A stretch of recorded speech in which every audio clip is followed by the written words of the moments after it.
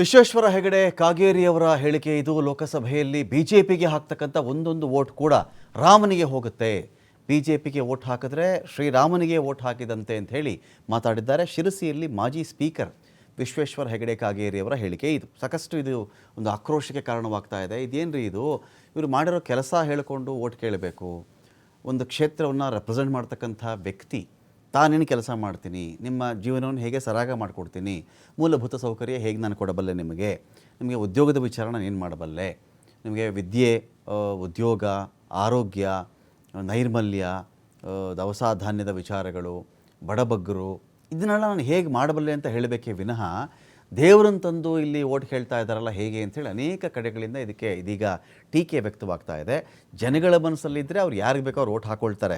ನೇರವಾಗಿ ಅಕಸ್ಮಾತ್ ಈಗ ಇಲ್ಲಿಗೆ ಯಾರಾದರೂ ಕಮಲಕ್ಕೆ ಓಟ್ ಹಾಕಿಲ್ಲ ಅಂದರೆ ಅವ್ರಿಗೆ ರಾಮನಿಗೆ ಓಟ್ ಹಾಕಿಲ್ಲ ಅಂತನಾ? ಅದು ರಾಮ ಕ್ಯಾಂಡಿಡೇಟಾ? ಇಲ್ಲಿ ಶ್ರೀರಾಮಚಂದ್ರ ಏನಾದರೂ ಇಲ್ಲ ಅಭ್ಯರ್ಥಿನ? ಇಲ್ವಲ್ಲ.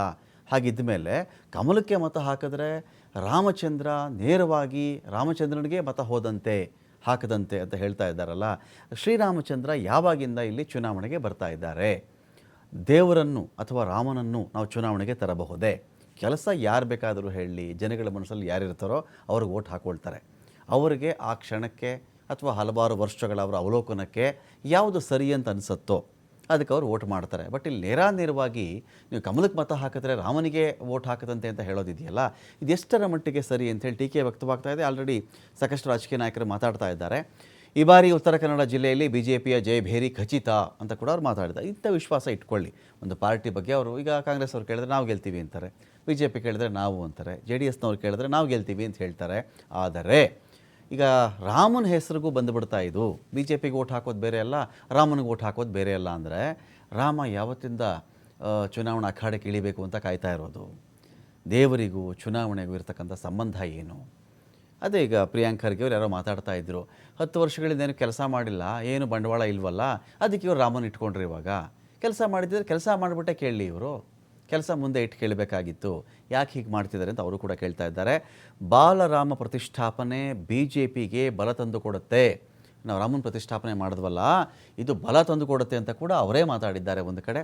ಹಾಗಾದರೆ BJPಗೆ ಅಲ್ಲಿ ಇದಕ್ಕಿಂತ ಮುಂಚೆ ಕೇಳಿದಾಗ BJPಗೂ ಇದಕ್ಕೂ ಸಂಬಂಧ ಇಲ್ಲಪ್ಪ, ಟ್ರಸ್ಟ್ ಇದನ್ನು ಕಟ್ಟಿರೋದು, ಕೋರ್ಟ್ ಇದನ್ನು ಹೇಳಿರೋದು, ಕೋರ್ಟ್ ಆಜ್ಞೆಯ ಪ್ರಕಾರವಾಗಿ ಟ್ರಸ್ಟು ಇನ್ನೊಬ್ಬರದ್ದು ಇಶ್ಯೂ ಇತ್ತಲ್ಲ, ಇಶ್ಯೂ ಬಗೆಹರಿದಿದೆ, ದೇವಸ್ಥಾನ ಕಟ್ಟಿದೆ ಟ್ರಸ್ಟು, ಭಕ್ತರು ಅದಕ್ಕೆ ದಾನ ಕೊಟ್ಟಿದ್ದಾರೆ, ಟ್ರಸ್ಟ್ಗೂ ಒಂದಷ್ಟು ಹಣ ಬಂದಿದೆ, ಆ ಪ್ರಕಾರ ಅವರು ದೇವಸ್ಥಾನವನ್ನು ಕಟ್ಟಿದ್ದಾರಲ್ಲಿ ಇದಕ್ಕೂ BJPಗೂ ಸಂಬಂಧ ಇಲ್ಲ. ಮತ್ತು ಮೋದಿಯವರು ಯಾಕಲ್ಲಿ ಅಂತ ಕೇಳಿದರೆ ದೇಶದ ಯಜಮಾನನ ಸ್ಥಾನದಲ್ಲಿ ಅವರಿದ್ದಾರೆ, ಹಾಗಾಗಿ ಅವರಿಂದ ಪ್ರಾಣ ಪ್ರತಿಷ್ಠಾಪನೆ, ಪೂಜೆ ಅದು ಇದು ಎಲ್ಲ ಆಯಿತು, ಇದಕ್ಕೂ BJPಗೂ ಸಂಬಂಧ ಇಲ್ಲ ಅಂತ ಅವರು ಮಾತಾಡಿದ್ರು. ಕಾಗೇರಿಯವರು ಹೇಳ್ತಾ ಇದ್ದಾರೆ ಇದು ರಾಮಲಲ್ಲಾ ಪ್ರತಿಷ್ಠಾಪನೆ ಮತ್ತು BJP ಗೊತ್ತಿಲ್ವ ನಿಮಗೆ? ಗೊತ್ತು ತಾನೆ.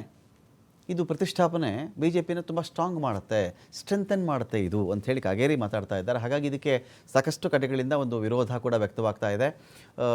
ಈ ರೀತಿಯಲ್ಲಿ ಸ್ಟೇಟ್ಮೆಂಟ್ ಯಾಕೆ ಬಂದಿದೆ ಅಂಥೇಳಿ ಅಂದರೆ ಇಲ್ಲಿ ಇಡೀ ವಿಚಾರದಲ್ಲಿ ರಾಮಲಲ್ಲಾ ಪ್ರತಿಷ್ಠಾಪನೆ ಹಿಂದೆ ಕೂಡ ಈಗ ಇವರು ಸ್ಟೇಟ್ಮೆಂಟ್ ಅವಲೋಕಿಸಿ ಮಾತನಾಡೋದಾದರೆ ರಾಜಕೀಯ ಉದ್ದೇಶ ಏನಾದರೂ ಇತ್ತಾ ಅಂತ.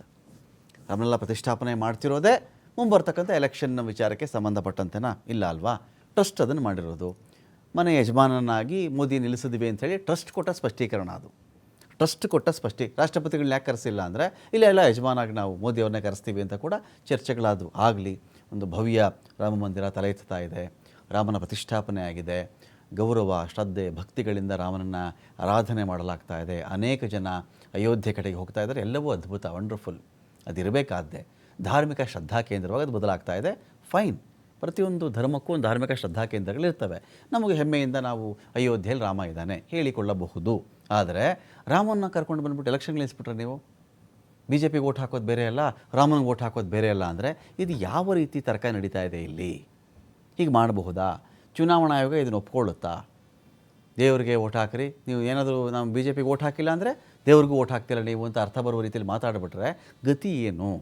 ಧರ್ಮ ಎಳೀಬಹುದಾ, ದೇವರನ್ನ ಎಳೀಬಹುದಾ ರಾಜಕಾರಣಕ್ಕೆ? ತುಂಬ ದೊಡ್ಡ ಪ್ರಶ್ನೆ ಇಲ್ಲಿ ಇದೀಗ ರೈಸ್ ಆಗ್ತಾ ಇದೆ. ಮತದಾನದ ಒಂದು ಕರ್ತವ್ಯವನ್ನು, ಆ ಜವಾಬ್ದಾರಿಯನ್ನು ಸಮರ್ಥವಾಗಿ ನಿರ್ವಹಿಸೋಣ. ಜನರಲ್ಲಿಯೂ ಅಗತ್ಯವಾದಂತಹ ಜಾಗೃತಿಯನ್ನು ಮೂಡಿಸಿ ಮತದಾರರಿಗೆ ನಾನು ವಿನಂತಿಸ್ಕೊಳ್ತೀನಿ, ಕಮಲದ ಹೂವೇ ನಮ್ಮ ಅಭ್ಯರ್ಥಿ.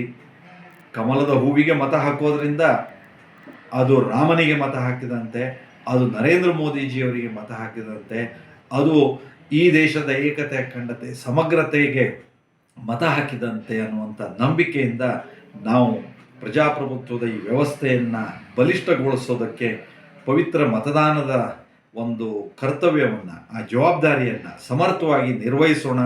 ಜನರಲ್ಲಿಯೂ ಅಗತ್ಯವಾದಂತಹ ಜಾಗೃತಿಯನ್ನು ಮೂಡಿಸಿ ದೇಶದ ಅಭಿವೃದ್ಧಿಗೆ ನಮ್ಮ ಅಳಿಲು ಸೇವೆಯನ್ನು ಸಲ್ಲಿಸುವಂತಹ ಈ ಚುನಾವಣೆಯಲ್ಲಿ ನಮ್ಮನ್ನು ನಾವು ತೊಡಗಿಸಿಕೊಳ್ಳುವಂತಹ ಒಂದು ಪ್ರಕ್ರಿಯೆಯನ್ನು ಯಶಸ್ವಿಯಾಗಿ